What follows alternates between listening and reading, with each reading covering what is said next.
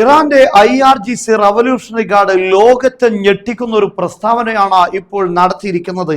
ഈ പ്രസ്താവന ഇപ്പോൾ IRGCയെ തൊട്ട് ഉദ്ധരിച്ചിരിക്കുന്നത് ഇറാന്റെ പാർലമെന്റ് ദേശീയ സുരക്ഷ വിദേശ നയ സമിതിയുടെ വക്താവാണ് പറഞ്ഞിരിക്കുന്നത്.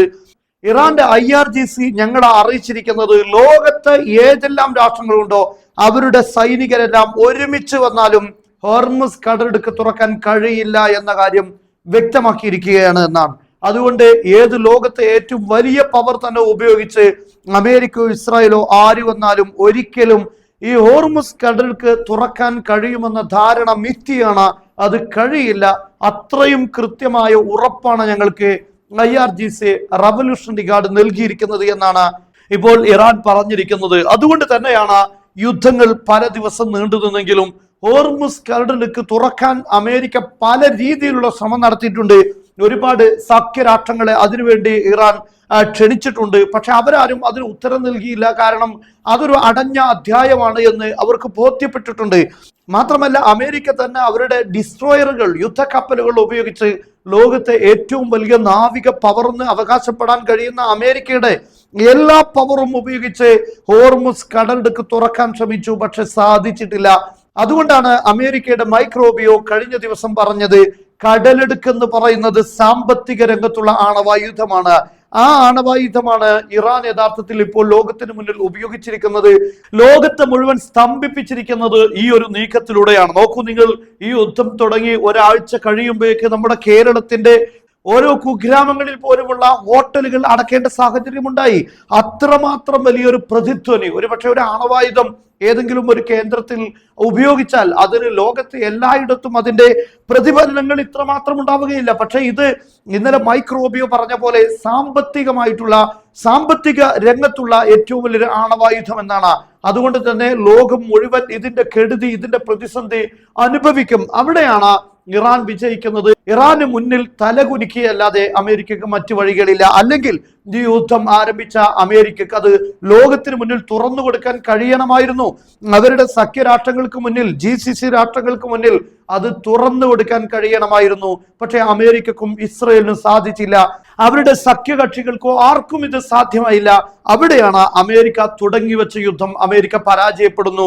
ഈ ഹോർമുസ് കടലിടുക്ക് തുറന്നിട്ടില്ല എങ്കിൽ വലിയ രൂപത്തിൽ പണപ്പെരുപ്പമുണ്ടാകും, വില വർദ്ധിക്കും.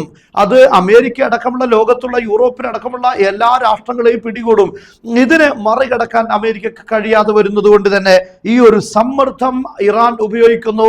ഇറാന്റെ ലക്ഷ്യങ്ങളിലേക്ക് അമേരിക്കയെ കൊണ്ടുവരാൻ ശ്രമിക്കുന്നു. ഇങ്ങനെയുള്ള വലിയൊരു യുദ്ധമാണ് യഥാർത്ഥത്തിൽ ഇപ്പോൾ ഇറാൻ അമേരിക്കക്ക് മേൽ അഴിച്ചുവിട്ടിരിക്കുന്നത്.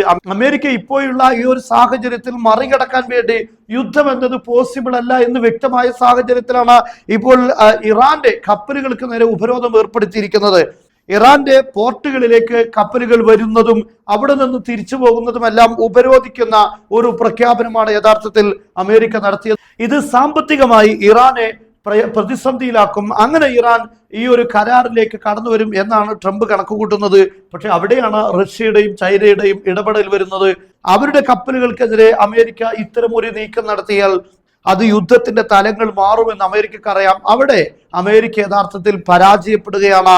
സൈനിക ഇടപെടൽ നടത്തിയ അമേരിക്ക പരാജയപ്പെട്ടു എന്നറിയാം. എന്നാൽ നാവിക ഉപരോധത്തിലൂടെയും അമേരിക്ക പരാജയപ്പെടുന്നതാണ് നമുക്ക് കാണാൻ സാധിക്കും. മറ്റൊരു പ്രധാനപ്പെട്ട കാര്യം, കഴിഞ്ഞ ദിവസം ഇറാന്റെ UN വക്താവ് UN-ൽ വളരെ പ്രധാനപ്പെട്ട ഒരു പ്രഖ്യാപനം നടത്തിയിരിക്കുകയാണ്.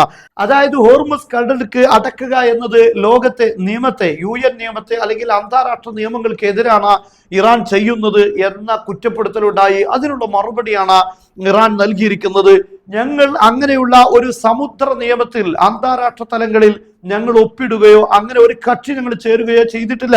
അതുകൊണ്ട് അത്തരത്തിലുള്ള UN നിയമങ്ങളിൽ ഞങ്ങൾക്ക് ബാധകമല്ല. കാരണം ഞങ്ങൾ അങ്ങനെയുള്ള ഒരു കരാറിൽ ഒപ്പിട്ടിട്ടില്ല. അതുകൊണ്ട് ഞങ്ങൾ അത് പാലിക്കേണ്ട ഒരു അംഗവുമല്ല എന്ന് കൃത്യമായി അവർ പറഞ്ഞു. അവിടെയാണ് അന്താരാഷ്ട്ര നിയമങ്ങൾക്കെതിരാണ് ഇറാൻ ഈ ചെയ്യുന്നത് എന്ന് പറഞ്ഞുകൊണ്ട് ഇറാനെ പിന്തിരിപ്പിക്കാൻ ശ്രമിക്കുന്നു. അല്ലെങ്കിൽ UN-ൽ ഇറാനെതിരെ ഏതെങ്കിലും രൂപത്തിലുള്ള നയങ്ങൾ കൊണ്ടുവരാൻ ശ്രമിക്കുന്ന ആളുകൾക്ക് ഇവിടെ വലിയ തിരിച്ചടിയാകുന്നത്. ഇറാൻ ആ കാര്യം കഴിഞ്ഞ ദിവസം കൃത്യമായി പറഞ്ഞു കഴിഞ്ഞു. എന്തായിരുന്നാലും അമേരിക്കക്ക് ഈ യുദ്ധത്തിൽ മുട്ടുമടക്കുകയല്ലാതെ മറ്റൊരു വഴികളും ഇല്ല എന്ന കാര്യം വ്യക്തമാണ്.